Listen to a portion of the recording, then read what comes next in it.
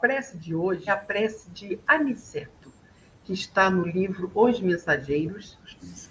No último capítulo, chamado Nas Despedidas, e essa prece está exatamente na última folha dessa obra, Os Mensageiros.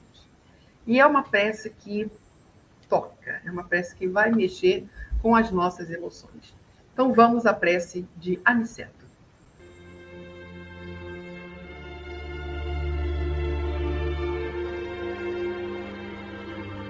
Senhor Jesus,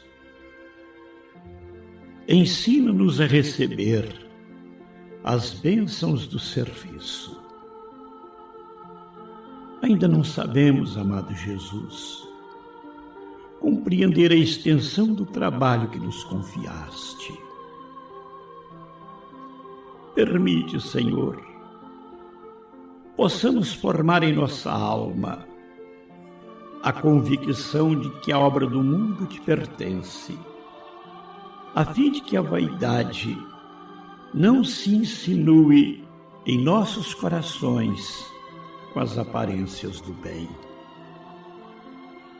Dá-nos, Mestre, o espírito de consagração aos nossos deveres e desapego aos resultados que pertencem ao teu amor.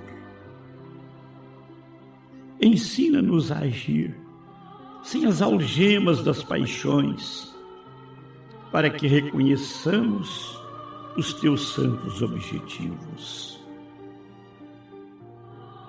Senhor amorável, ajuda-nos a ser teus leais servidores.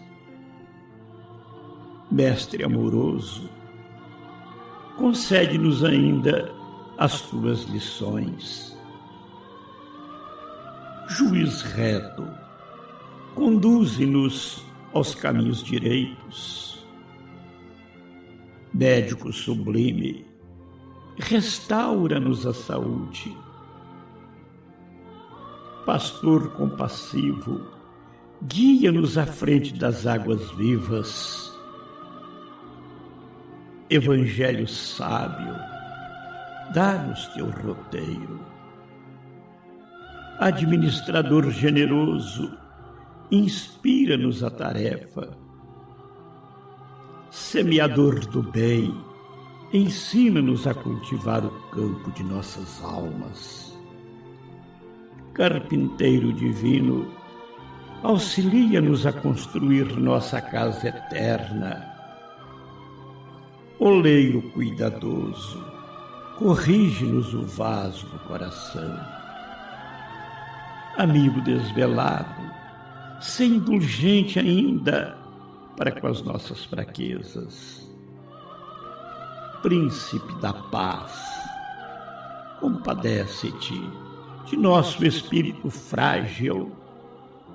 Abre nossos olhos e mostra-nos a estrada do teu reino.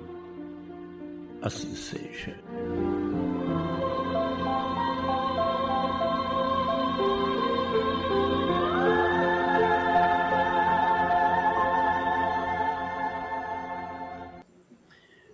Boa noite, professor Severino Celestino. Seja muito bem-vindo ao nosso momento de estudo.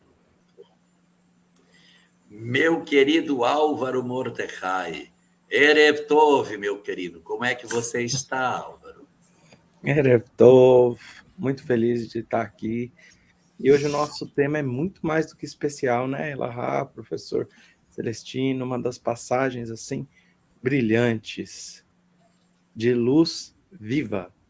Então, Elahá, se você quiser começar, faça as honras. Quero começar fazendo uma introdução que já é habitual para que cada um que tome essa live e assista apenas um episódio não tome uma ideia equivocada. O objetivo desse nosso trabalho não é validar o texto do Velho Testamento como se fosse um texto espírita.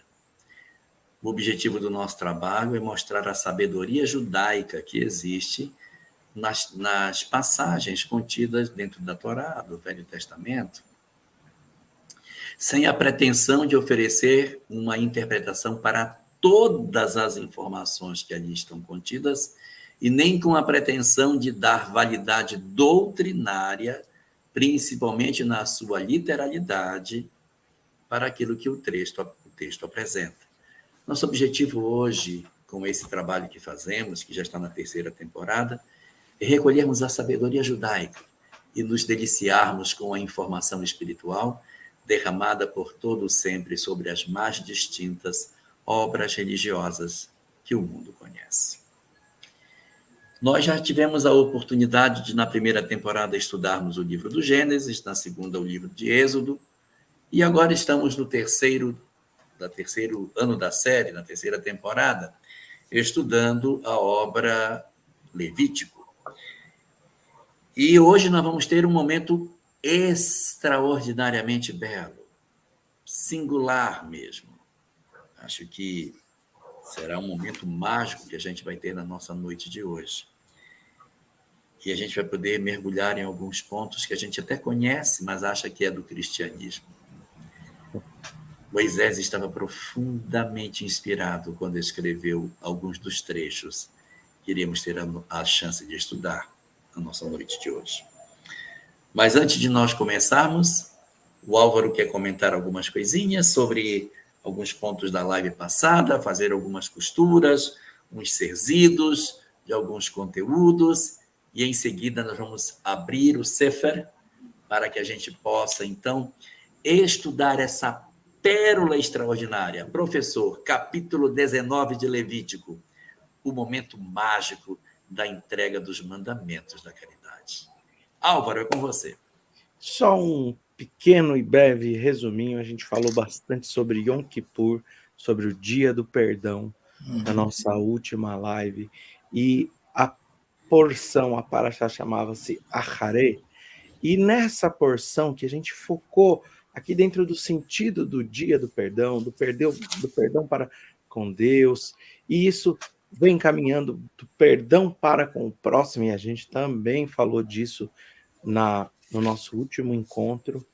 A gente, após o Dia do Perdão, teria aqui alguns mandamentos nessa porção do nosso último encontro que estariam correlacionados ao sangue do animal, repetidamente, sob a proibição da ingestão do sangue de animais.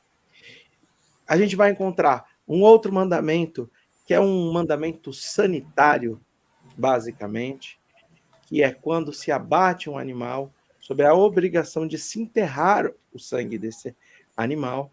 E a gente vai encontrar uma série de proibições para com a nudez e a sexualidade. Para com a nudez, porque a nossa paraxá da semana passada vai falar sobre a proibição de se enxergar a nudez do pai, da mãe, dos irmãos, cunhada, e assim vai trazendo uma série de ponderações para com estes aspectos. Depois disso, o nosso livro de Levíticos, naquela porção, vai falar sobre a sexualidade, sobre, por exemplo, a proibição de relações com animais, de relações para com mulheres e, obviamente, homens, do companheiro, então, casados. A gente vai ter aqui uma série, uma coletânea de informações, de mandamentos, mitzvot, sobre esses aspectos.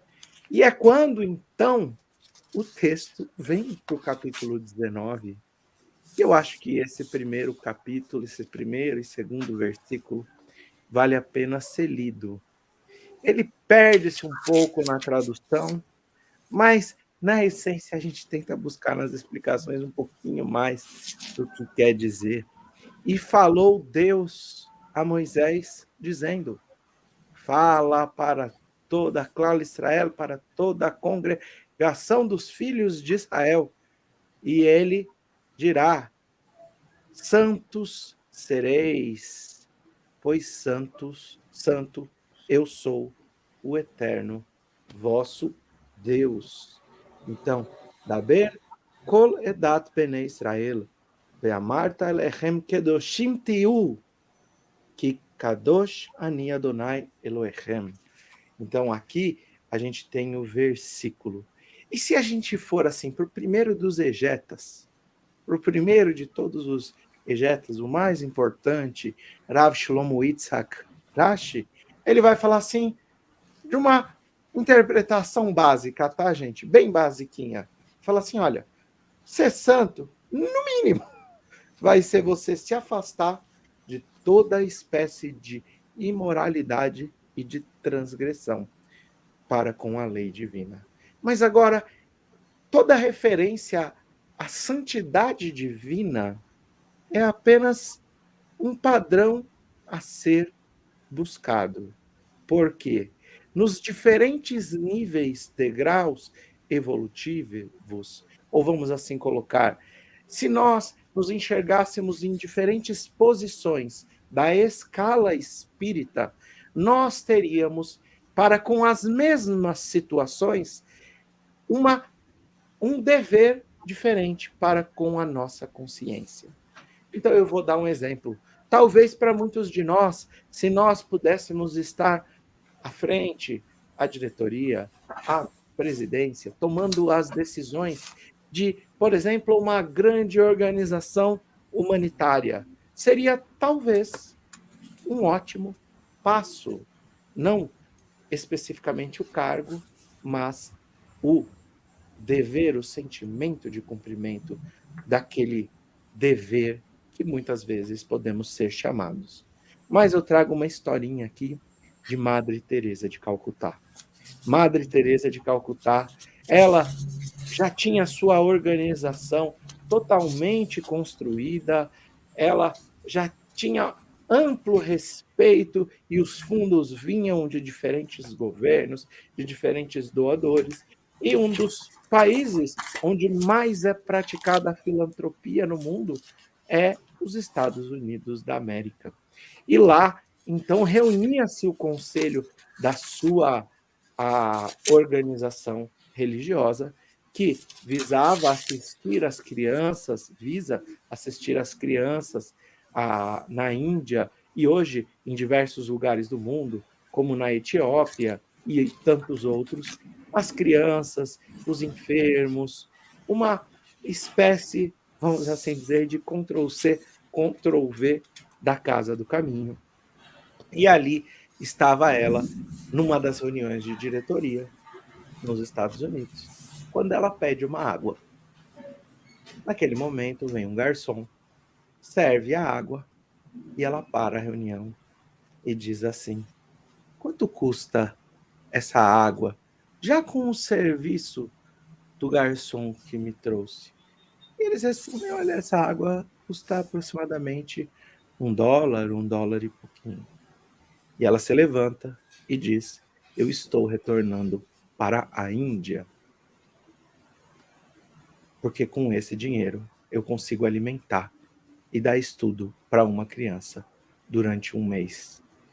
Para muitos de nós seria um grande passo já estar naquela organização, em uma posição de diretoria ou qualquer forma, conselho, mas para a Madre Teresa, a caridade não bastava que estivesse nos padrões organizacionais, vamos assim dizer.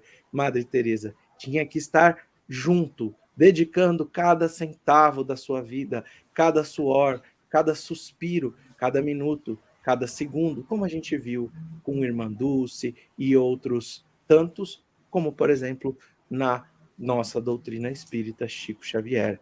Então a gente percebe que diante de uma mesma posição, para nós, talvez, alguns de nós, a consciência falasse, tá bom? Mas para a Madre Teresa, a consciência pedia muito mais do que talvez para nós fosse suficiente. Aqui, o desejo colocado vem em cima daquela palavra que a gente vem trabalhado algumas vezes, morar. Ou seja, nós devemos ter reverência a Deus no sentido de admiração, respeito, mas no português traduzido como temor, diferente da palavra medo no hebraico. Essa reverência faz com que em diferentes degraus evolutivos nós venhamos a buscar diferentes atitudes Ou seja, ser santo significa nós buscarmos ao máximo o degrau de elevação que hoje nos cabe. Brilhe vossa luz, disse Jesus no Sermão do Monte. Ou seja, seja santo, como Deus assim o é. Ainda vem alguns dos comentaristas e dizem para nós, através da Mishnah, do Pirkei Avot, da Ética dos Pais, capítulo 2, versículo, ou Mishnah 4, e diz assim: considere a vontade de Deus como se fosse a sua própria vontade. E assim, Deus te tratará seus desejos como se fossem seus desejos de Deus. Seus desejos pessoais como se fossem desejos de Deus.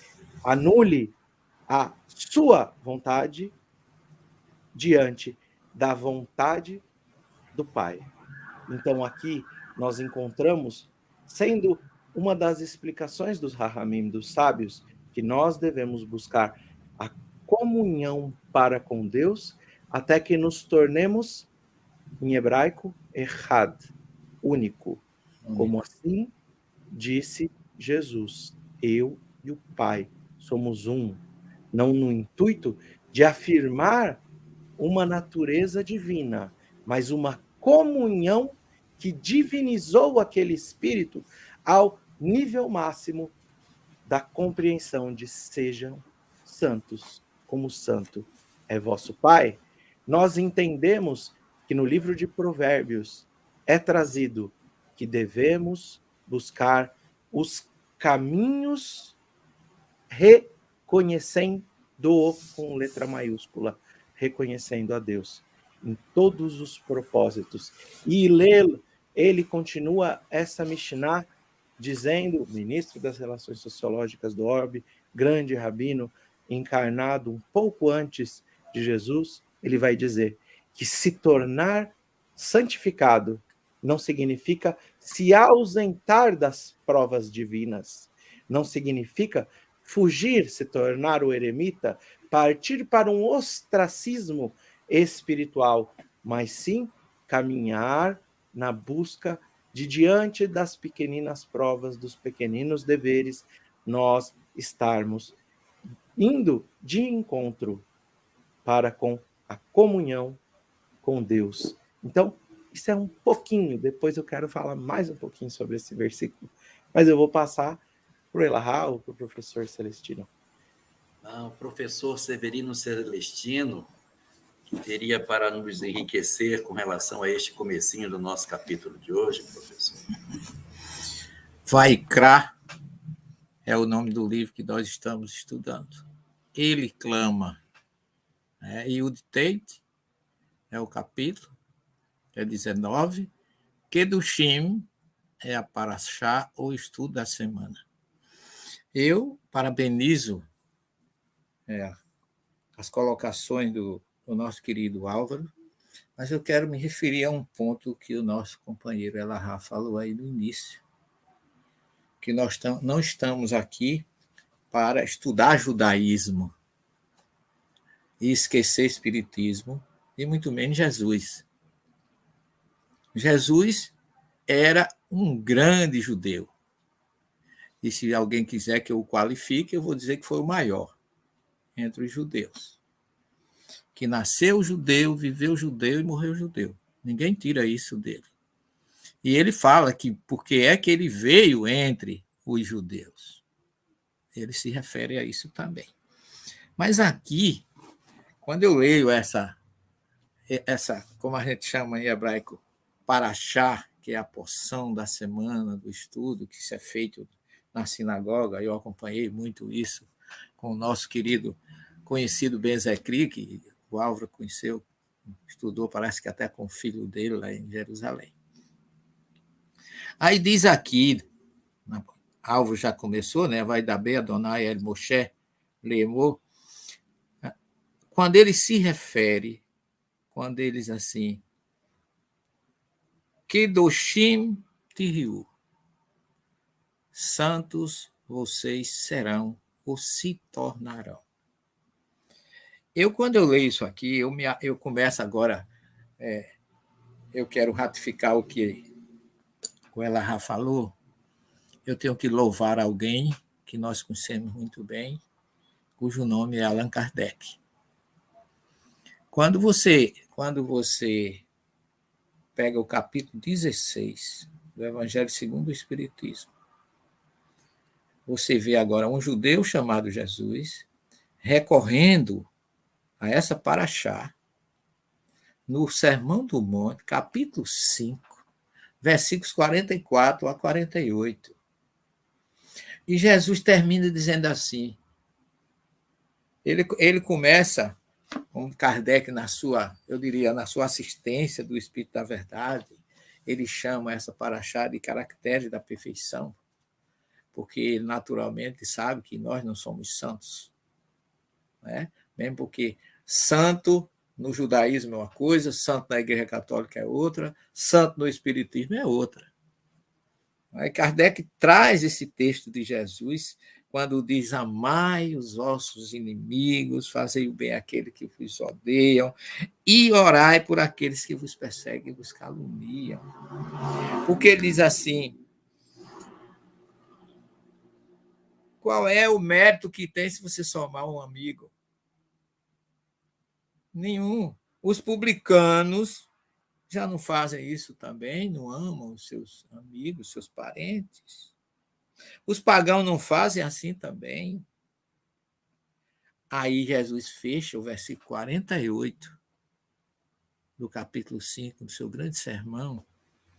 Sede, portanto, vocês perfeitos, como o vosso Pai Celestial é perfeito.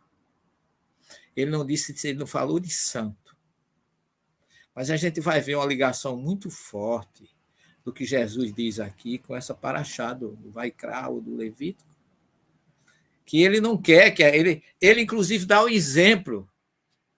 O que é que Jesus chamou da perfeição de Deus? Ele faz chover sobre os bons e os maus, o sol brilhar sobre justos e injustos.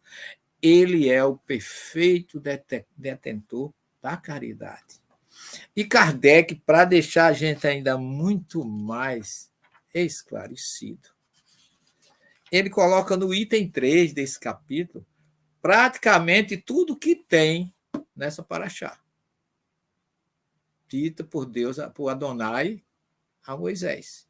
Porque quando Kardec dá as características do que ele chama homem de bem, ele não chama homem santo nem homem perfeito. Porque perfeito é nosso Pai Celestial. Tá certo? A gente um dia vai ser, a gente entende isso, hoje pela doutrina, através do processo da evolução natural que nós estamos, querendo ou não querendo, fadados de um dia todos sermos perfeitos. E a perfeição é algo que Kardec disse que o verdadeiro homem de bem é aquele que pratica a lei de justiça, de amor e de caridade na sua maior pureza.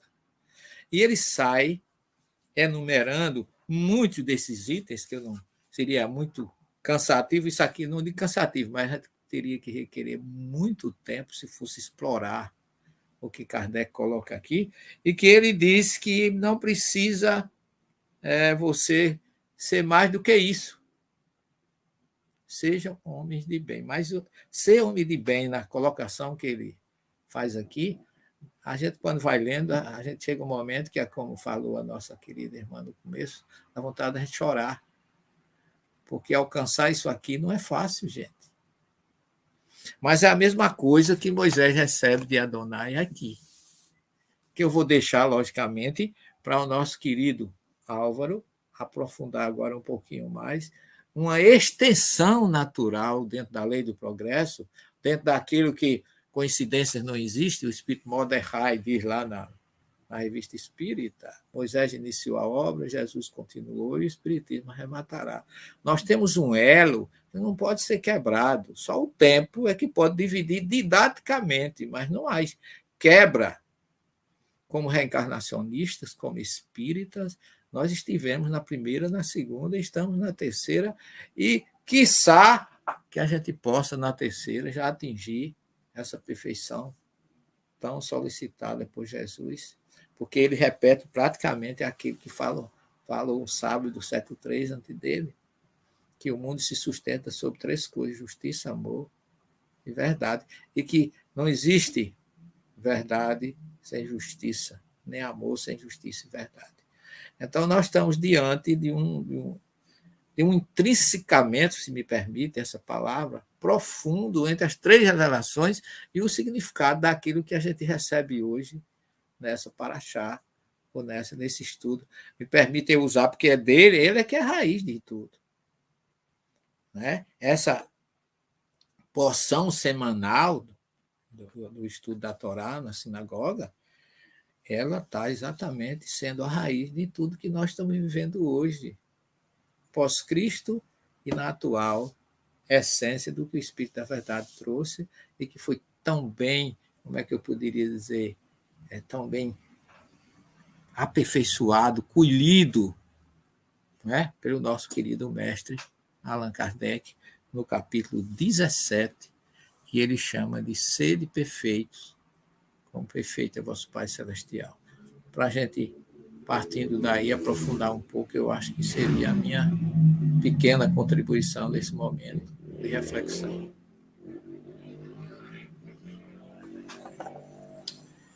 Vamos avançar no capítulo? Eu queria comentar mais alguma Então, coisa. comenta, vai.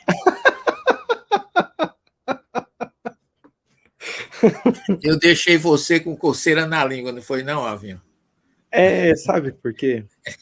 Porque aqui a gente está diante de uma das maiores contribuições do judaísmo ou da primeira revelação para a humanidade. Uma das maiores contribuições, porque se a gente der uma olhadinha lá no livro, nos outros livros da Torá, em algumas passagens que nos antecedeu, nós encontraremos, sim, sacerdotes. Nós encontraremos sacerdotes como Melquisedeque, lá no livro de Gênesis, Abraão, junto de Abraão.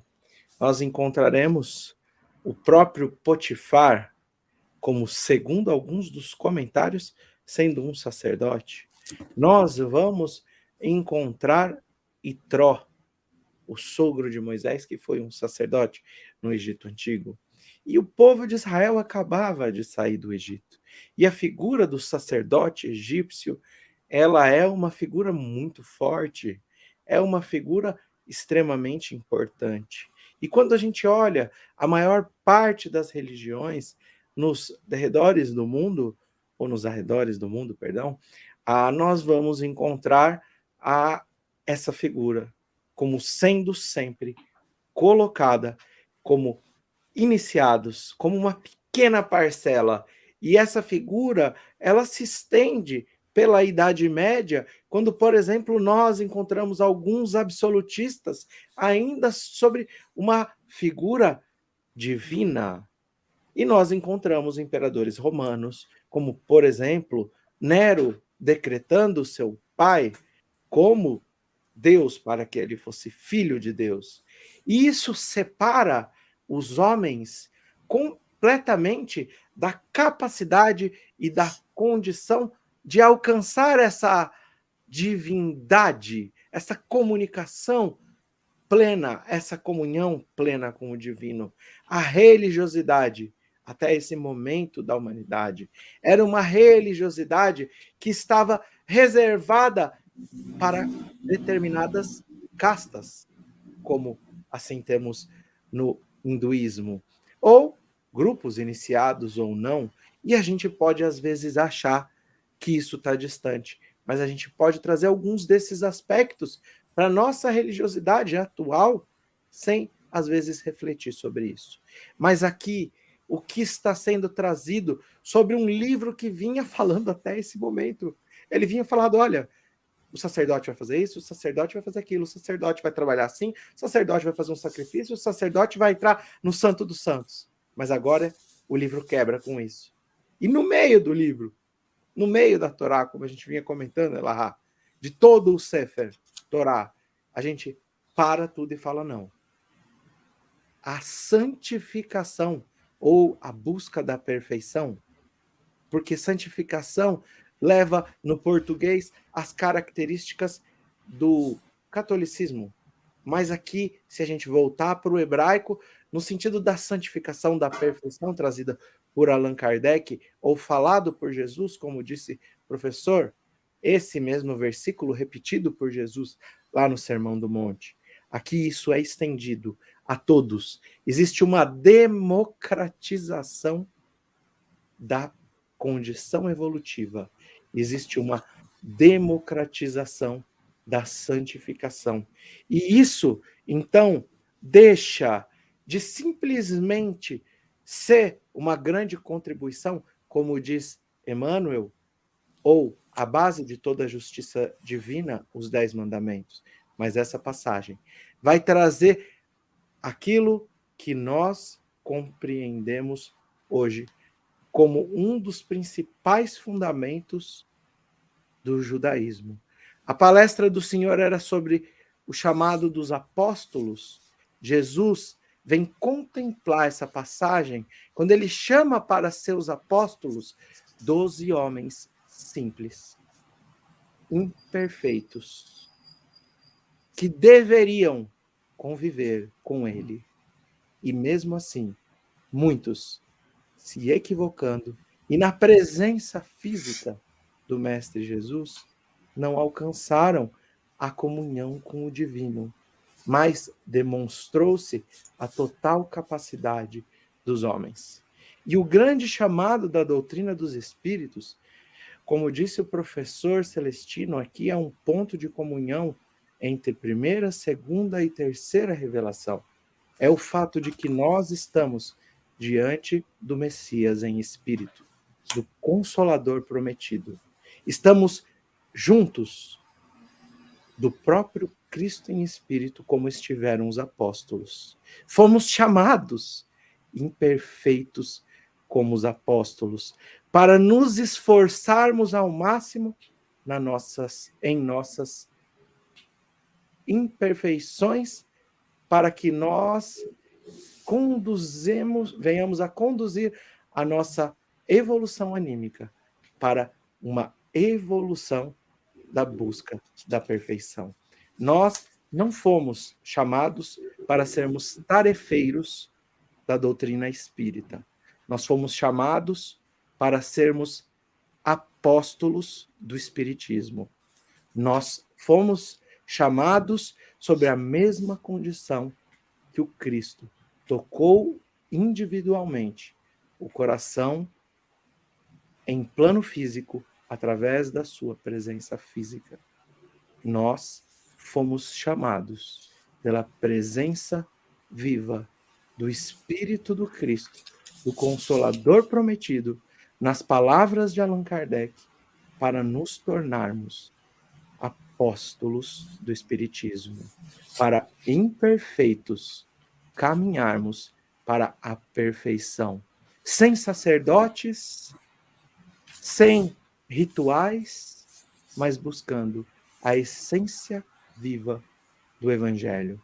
Essa passagem, para mim, é um chamado do próprio Cristo à humanidade em um grito eterno de amor que parte de Moisés, caminha pelo Cristo e vem através das vozes dos espíritos superiores tocar os nossos corações para que sejamos perfeitos, como perfeito é o Criador.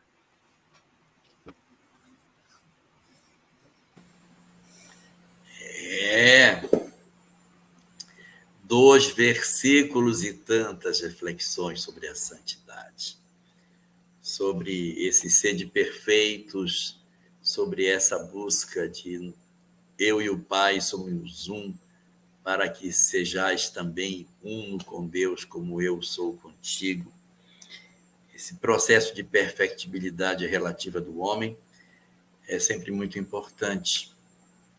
E eu queria dar uma avançadinha no texto, se vocês me permitissem, pegando alguns versículos que eu considero de uma beleza extraordinária, porque o texto está falando de sacralidade, está falando de perfectibilidade, de divinização da criatura humana, de aproximar do homem dos aspectos espirituais. Veja que ele não está falando de fazer um ritual, de fazer uma prática. Não, é viver santamente, é ser santo, sejais santos. Então, é uma convocação a um processo de transformação interior. É um texto, parece assim, que, dessa oportunidade, Moisés se inspirou para falar: hoje eu vou falar de transformação moral. Hoje eu vou falar de santidade. Hoje eu vou falar de amor. Vou falar de amor. Vou falar de caridade. E assim, nós vamos ter neste versículo um momento mágico dentro da Torá, porque a palavra amor, o verbo amar, ele aparece poucas vezes na Torá. A primeira vez que ele aparece é na história de Isaac, quando diz: Isaac amou Rebeca. É a primeira vez que a palavra amor vai aparecer. E é o amor entre um homem e uma mulher. É o amor entre um homem e uma mulher. A segunda vez que vai aparecer é com o filho dele, também no Gênesis, quando vai dizer assim: e Jacó amava mais a Raquel do que a Lia. Então, é novamente o amor, mas na relação homem e mulher. Aí vem, no Deuteronômio, também vai aparecer a palavra amor com um outro sentido. Amarás o Senhor teu Deus de todo o teu coração, de toda a tua alma, de toda a força, de todo o teu entendimento. E no Levítico, que está bem no centro desse contexto todo, a palavra amor vai aparecer agora, porque ele vai falar de amor. Do versículo 9 até o 18, é como se fosse um lindo cântico de amor, de fraternidade e de uma compreensão muito nítida sobre esses aspectos espirituais. Então, a partir do versículo 9, aparecem alguns versículos que eu particularmente gosto demais. Me emociono até quando leio, porque remete a uma reflexão assim: meu Deus, como é que esse pessoal entendia isso nessa época? Como é que eles conseguiam dar um sentido tão exato para essas coisas da chamada tzedakah, que é a questão da caridade na ótica do judaísmo. E aqui nós vamos encontrar um versículo lindo. Eu já falei dele acho que umas 50 vezes aqui. Ele está no capítulo 19 do livro de Levítico, no seu versículo 9.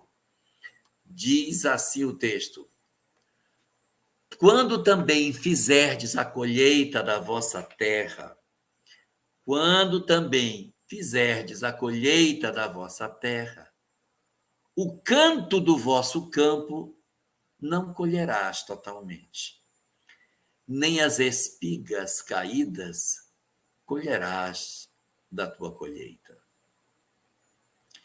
Então, ele está dizendo o seguinte, que quando você for fazer a colheita, os terrenos, geralmente de propriedade, de plantio, eles costumam ser quadrados, né?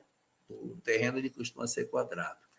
O que ele está dizendo é o seguinte: você não vai colher nos cantos. Os cantos da propriedade você não colhe. Você colhe apenas o miolo dela. Então, você colhe em redondo. O cantinho, os cantos dela não serão colhidos. Olha lá o que está escrito. Vou ler de novo. Quando tu também fizerdes a colheita de vossa terra, o canto do teu campo não colherás totalmente. Nem as espigas caídas colherás.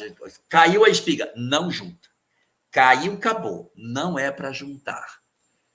Em Esperanto, quando a gente pega a tradução dessa parte, diz assim: e quando vós colheis, colherdes a vossa colheita em vossa terra, não colherás tudo até as bordas do teu campo, e os restos, o que restar da tua colheita, tu não voltarás para colher. Assim está na tradução em Esperanto. Então, ele está comentando o seguinte: você não entra numa propriedade para colher absolutamente tudo e levar. Uma parte dessa colheita vai ficar. E corroborando com este versículo, ele segue com o 10, que é para a gente juntar e fazer uma análise conjugada dessas duas ideias, que são praticamente a mesma. Sequência do texto, ele diz: semelhantemente, tu não riscarás a tua vinha, nem colherás os bagos caídos no chão. Mas por que isso? Por que eu não posso colher nos cantos? Posso colher a espiga que cai e não posso colher os bagos que caem da vinha? A resposta vem em seguida. A resposta é: deixá-los-ás para os pobres, para o estrangeiro. E para dar força na frase diz: eu sou o Senhor vosso Deus. Para que aqueles que estejam ouvindo tenham um reforço de que esse ordenamento parte do Senhor, no sentido de que nós tenhamos que, ao fazermos o nosso trabalho, a gente faça observando que é o mandamento do Senhor. Quando a gente vai para o Esperanto, tem uma coisa um pouquinho diferente. Lá diz assim no Esperanto: e a vossa vinha não colherás de maneira absoluta, não tirarás os bagos da vinha de maneira absoluta. E os bagos que caírem de tua vinha, tu não colherás. Para o pobre e para o estrangeiro, tu os deixarás. Eu sou o Eterno, o vosso Deus. Álvaro... Não, você estava falando, vou passar para o professor. Professor Severino Celestino, me fale da beleza extraordinária desse texto que tem as raízes da caridade inscrita num mandamento divino para que o homem aprenda a dividir o que tem com os miseráveis e com os estrangeiros. Elahá, meu irmão, essa realmente nos traz não só a questão da caridade, mas também uma lembrança muito forte da própria história.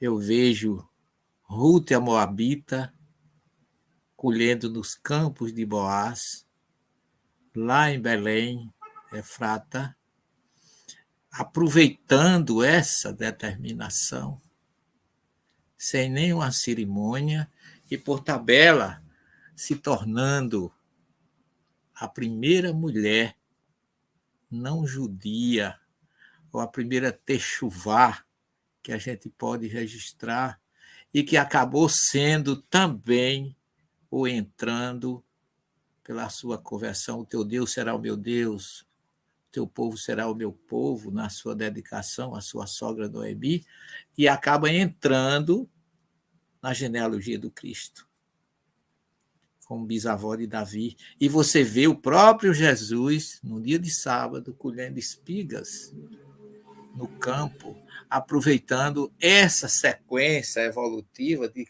que isso era uma coisa muito natural. Na verdade, nós temos aqui um reforço do Esdras de Brote, os 10 mandamentos, na prática. É uma cobrança prática.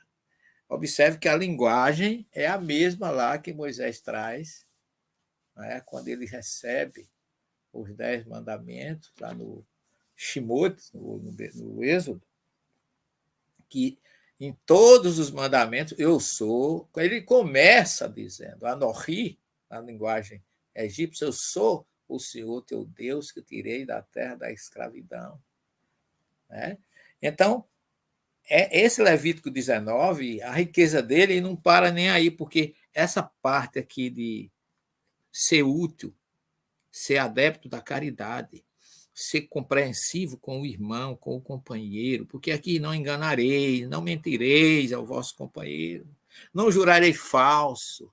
Quer dizer, é um reforço, uma relembrança, um reavivamento do que está lá nos 10 mandamentos, lá recebido no cume do Monte Sinai, e agora trazido na prática, como você diz, reforçando que o que foi dito de uma forma ampla, agora foi um reavivamento, um reforço de tudo aquilo, e a gente fica pensando um povo politeísta, idólatra, vamos dizer assim, bronco, na linguagem nordestina. Ouvir algo dessa natureza, o que significou para eles? Se não significou numa reforma interior, a história prova isso com Ruth, com Jesus, com todo esse estilo, quando a gente vai estudar a parábola do semeador, do joio e do trigo, tudo isso entra na raiz judaica, não é, que a gente foi buscar lá nessa época, que está tão atual que eu fico triste quando eu escuto ainda alguns irmãos espíritas dizer que da Bíblia só vale o Novo Testamento. Como se a gente pudesse cortar uma raiz tão forte, tão importante, que Jesus só utilizou isso. Porque quando o moço rico perguntou o que tinha que fazer para ganhar a vida eterna, ele disse, não mate, não roube. Ele não falou de evangelho, ele falou do Êxodo 20. Então, nós não podemos esquecer nem ignorar essa forte união entre essas 3 revelações que nós estamos trazendo aqui. E eu não quero nem entrar adiante, porque a beleza maior vai começar no versículo 15. É quando vem o reforço da caridade, da tzedakah, para com o semelhante. Então, meu filho, eu acho que nós estamos chegando, como certa vez eu disse a um amigo pastor, eu disse, olha, o coração da Torá é o Evangelho, o coração do Evangelho é o Sermão do Monte. Mas aqui nós podemos dizer que o coração da Torá está aqui. Né? Uma obra que clama, o próprio nome é como se for um clamor divino para aquele povo. Eu já mandei, vocês ainda não estão à altura, vocês precisam se voltar e lembrar que eu não estou chamando, nem convocando, nem impondo, eu estou clamando. O clamor é uma solicitação emocional, dolorosa. É aquilo que você diz com lágrimas nos olhos, como se assim, acorde, meu filho. Você precisa pôr em prática tudo aquilo que eu enviei através de Moisés no Monte Sinai. A hora da prática é aqui. E vamos para frente. Eu vejo tudo isso aqui como um filme na minha cabeça que passa de uma forma nítida em todas as realizações que começam com Moisés e termina com o Espírito da Verdade, que não tem outro caminho para nós. Sabe que eu vejo assim de fantástico e interessantíssimo? Porque o que foi pedido? Sedes perfeitos, sejam santos, como perfeito é vosso Pai, como santo é Deus. E Allan Kardec vai começar o homem de bem, depois da explicação, da citação do versículo, dizendo: o homem de bem é aquele que cumpre com a lei de justiça, amor e caridade na sua maior pureza. E aqui a gente está começando a entender como é que se torna um homem de bem na linguagem do Antigo Testamento. Então, as lições, como o professor disse, vão ser espelhadas. Esses capítulos 17 e esses versículos que vêm aqui para nós, eles estão espelhados. Agora, o interessante vão ser 51 mandamentos, 51 mitzvot escritas aqui nesse capítulo.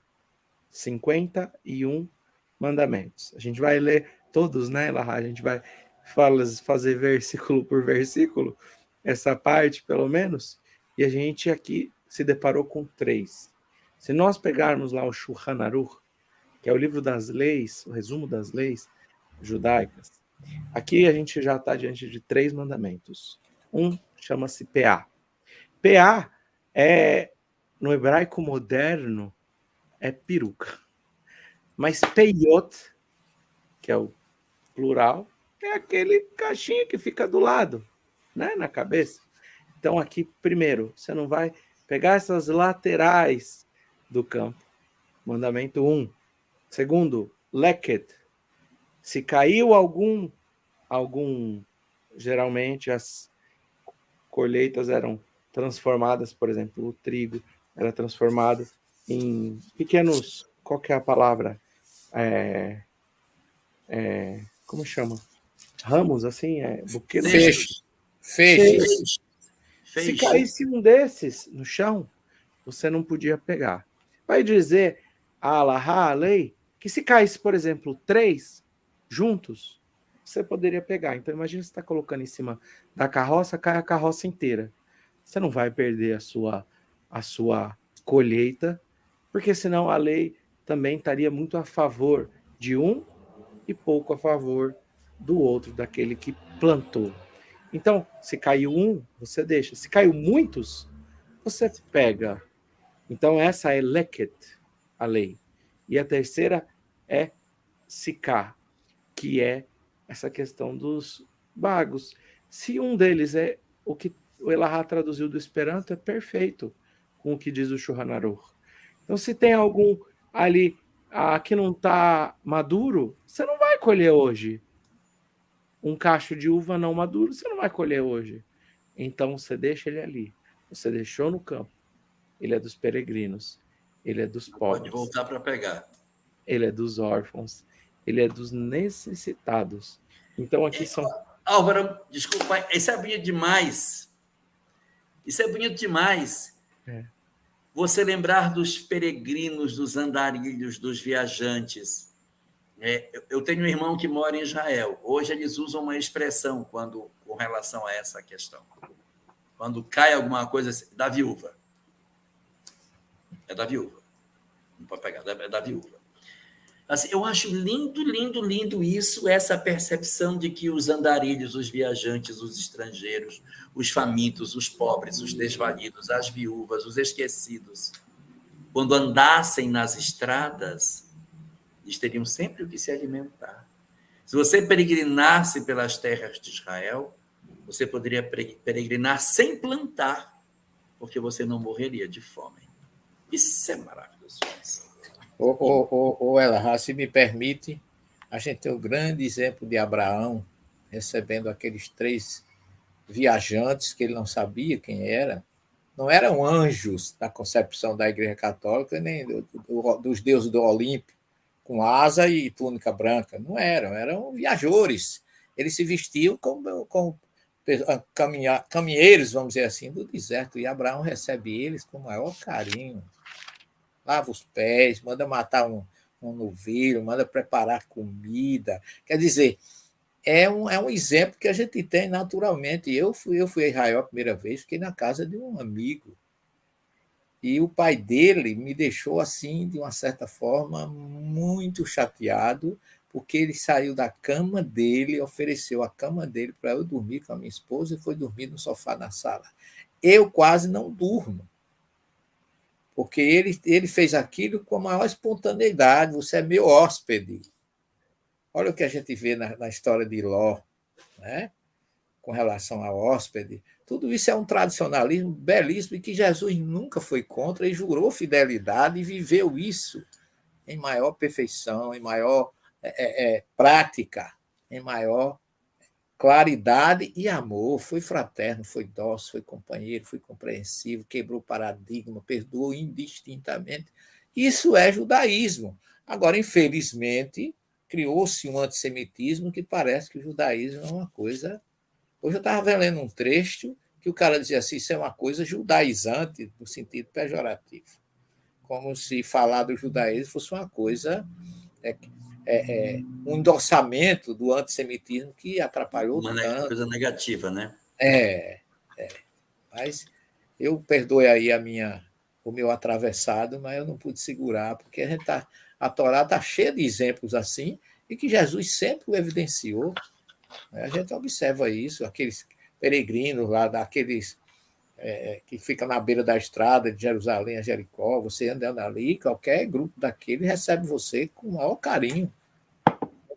Oferece um café, oferece hospedagem, oferece o que você quiser. Isso é muito bonito. Eu vou dar sequência aqui na leitura, porque isso é muito bonito. Eu vou ler o resto. Leia, é muito bonito. Vou ler. Na sequência diz assim: não furtareis, não mentireis, isso aí está nos 10 mandamentos, nem usareis de falsidade para com teu próximo. É mais do que o mandamento que diz que não prestarás falso testemunho, que o falso testemunho presume uma questão formal.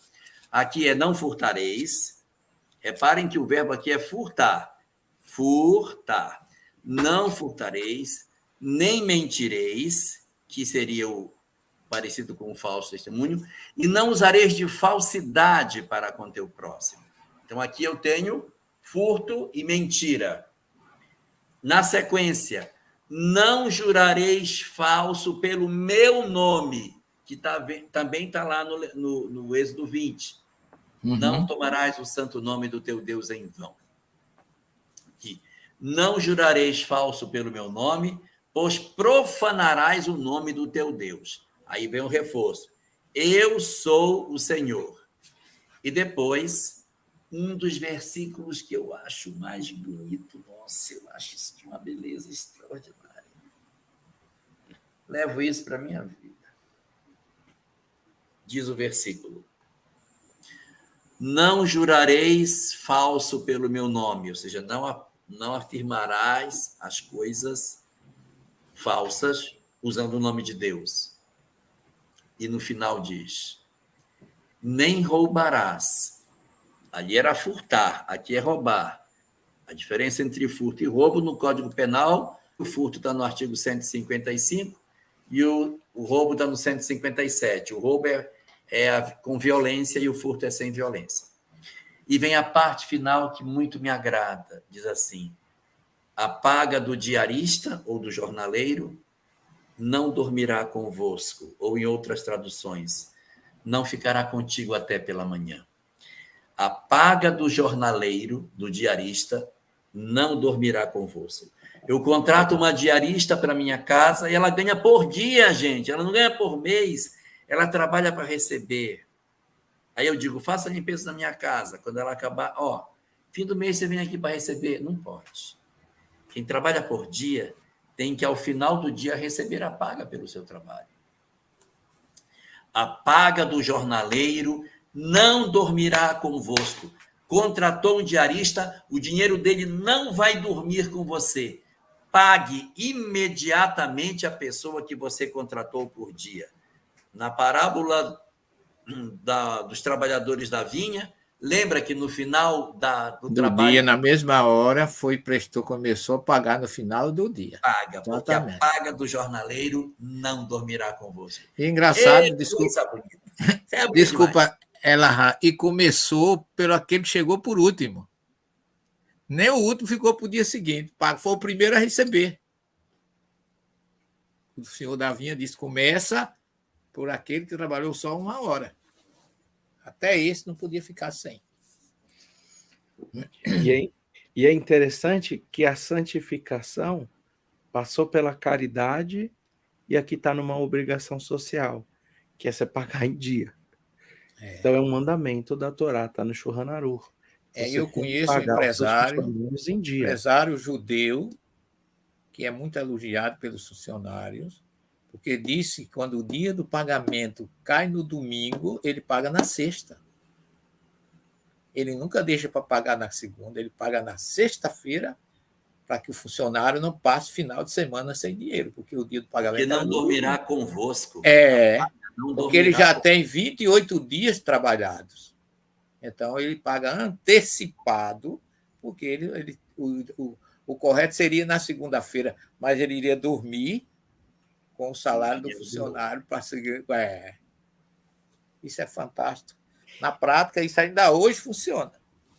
E é uma lei. Isso que o senhor está dizendo, professor, é uma lei, porque se cair ao final de semana, no Shabat, não pode ser pago. Então tem que ser pago na sexta.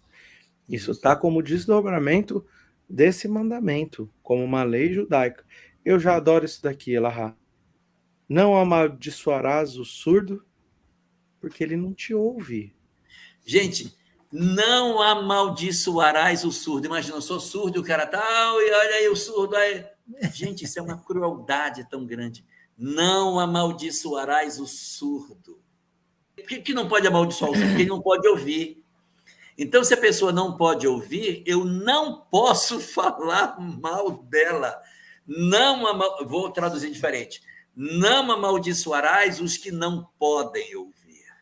Então, os ausentes não podem ser criticados e falados mal. Aqui eu me lembro do Chico que dizia: deveremos ser pontos terminais de todo e qualquer tipo de fofoca. Temos 2 ouvidos para ouvir mais e uma boca só para falar menos. Então, respeitemos a ausência dos outros. Eu quero destacar aqui uma coisa, não sei se vai dar tempo para a gente chegar, mas observem que todos os mandamentos começam com a palavra não aqui, tá? Vai ter um último que vai vir no afirmativo. Todos são assim: não roubarás, não furtarás, não mentirás. É tudo não, não, não, não. Não amaldiçoarás o surdo. E vai ter lá no 18, vai ter um último que vai ser no afirmativo, que é o mais belo de todos, convocando o homem ao exercício de algo que é diferente dos outros, que ensina a não fazer as coisas. E então se não é não para não fazer isso, não pode amaldiçoar o surdo, não pode mentir, não pode ficar com a paga do jornaleiro, não pode. Meu Deus, então é para fazer o quê? Aguarde, que o último vai dizer qual é. Dá tempo, Álvaro, será da gente avançar ou a gente vai ter que parar por aqui? Esse daqui a gente podia falar, né? Que eu acho... Só para fechar esse versículo, né? É um dos versículos, assim, também que me tocam bastante. E diante do cego não porás tropeço. Temerás teu Deus. Eu sou o eterno. Agora, esse diante do cego não colocará tropeço. Isso é uma coisa tão importante, porque não é o deficiente visual e você colocar o pezinho na frente, ou quando você está brincando de cabra cega, você colocar o pezinho na frente, não é isso? Também é. Também é. Só não é só. Não é só isso. Porque é de uma crueldade sem tamanho. Colocar tropeço diante do cego. O cara é cego, aí olha lá, vem um cego, bota uma pedra na frente para ele chutar. Olha que nível de crueldade, que nível de desamor. Então você vê o cego andando, bota um negócio para ele cair, que ele não está vendo, coitado. Então, não amaldiçoarás o surdo e não colocarás tropeço diante do cego. Então, o cego físico não se faz essa maldade. Mas também tem o cego que não é físico, não é, Álvaro? O que é que a gente faz com o cego não físico? Que tipo de tropeço e quem são essas pessoas a quem nós derrubamos com os tropeços que pomos? Se alguém tem uma inocência ou uma imperfeição moral e você convida aquela pessoa a ser colocada em tentação, você está colocando um obstáculo na frente de um cego. Então é o seguinte, se seu amigo falou, não, eu vou parar de beber, você fala, não, vamos só comigo até o bar, encontrar os outros amigos, você está colocando um obstáculo à frente dele, porque ele provavelmente vai se esborrachar no chão. Se você está sabendo que alguém tem a dificuldade, está tentando não fazer a maledicência, e você chega e fala, deixa eu te contar uma novidade, você não sabe o que aconteceu, você está fazendo com que a pessoa se esborrache diante daquela maledicência. Aí vem dizer que a sua responsabilidade é tão grande quanto a de quem caiu. Eu tenho uma pessoa que é mais jovem e que é inocente do ponto de vista afetivo, sexual. Eu sou experiente. ela é como se fosse cega, ela não percebe as armadilhas que eu monto para ela cair. Então, quando eu percebo que ela é ingênua, que ela é inocente, que ela não vê maldade no que eu faço, eu ponho um tropeço na frente dela. Ela tropeça e cai. Não colocarás tropeço diante do cego. Não, André Luiz tem uma frase no livro Sinal Verde que diz: não façais armadilhas afetivas para ninguém, porque tu te precipitarás dentro delas. Não faças armadilhas afetivas para ninguém, porque tu te precipitarás dentro delas. Você arma para querer seduzir, você articula para seduzir alguém, faz toda a trama, a pessoa cai. E você acha que você venceu, porque você derrubou o outro que era cego. Mas, no fundo, você acabou se tornando vítima da própria armadilha que você fez. Foi você quem caiu, na armadilha que você criou. Alguém que oferece droga, né? A uma criança, um jovem, que talvez não tenha a completa condição de julgar. Vamos supor, aquele jovem está buscando aceitação. E é natural, algumas vezes entre os jovens, buscar uma aceitação em determinado grupo. Ele pode até nem ser jovem. Ele pode ser alguém que está passando por um processo de depressão doido. Minha vida está toda estragada. Então, experimente isso aqui. E empurra o cara para um caminho de difícil volta, que é a questão das drogas. Quando a gente coloca tropeço diante do cego, é facilitar a queda das pessoas que são ingênuas, porque elas não estão enxergando o que eu enxergo. E eu me prevaleço da minha intelectualidade, da minha visão, para empurrar os outros para o chão, para depois rir e me satisfazer nos meus interesses pessoais diante do sofrimento daqueles que estão em meu derredor. Eu vou dizer até mais um ponto. Eu vou pegar mais para... Imagina a gente tece algum comentário e a pessoa, a responsabilidade não é 100% sua, mas você está colocando um obstáculo à frente de um cego. Imagina a pessoa estar indo à casa espírita, ter uma série de problemas, de dificuldades. Então, por exemplo, eu tenho um amigo, o Elá, que a família toda pega muito no pé dele, que ele vai na casa espírita. Eles são protestantes, os familiares. E eles pegam muito no pé dele. Mas ele é um trabalhador, sabe? Um tarefeiro, assim, de um quilate gigantesco.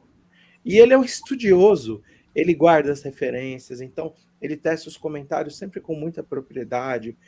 E algumas vezes, né? A gente erra, natural.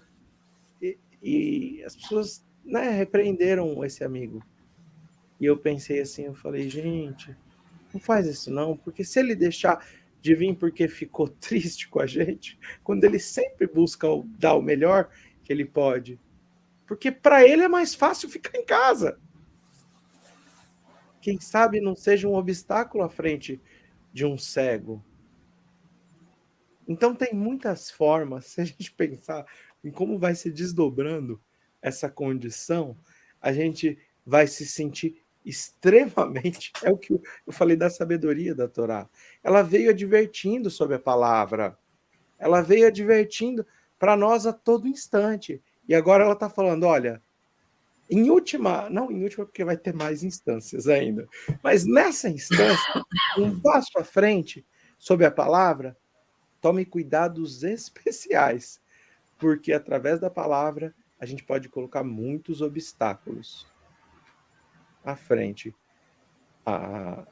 de cegos nos mais diferentes pontos de vista da evolução espiritual. Vamos aproveitar e agradecer a vocês mais uma vez, a Jesus, a Ismael, a Kardec, ao Espírito da Verdade, por esses momentos em que a gente, pelo retorno, vamos dizer assim, que a doutrina espírita nos coloca na necessidade de voltar ao passado, que a gente possa cada vez mais nos iluminar e sentir a importância dessas 3 revelações unidas e reunidas numa sequência lógica E que Jesus, nesta noite, abençoe todos aqueles irmãos internautas que estiveram conosco, nossos familiares, parentes, amigos, aos queridos irmãos Jorge Elahai, ao meu querido Auro Moderrai, a Denise, com seu carinho e acolhida.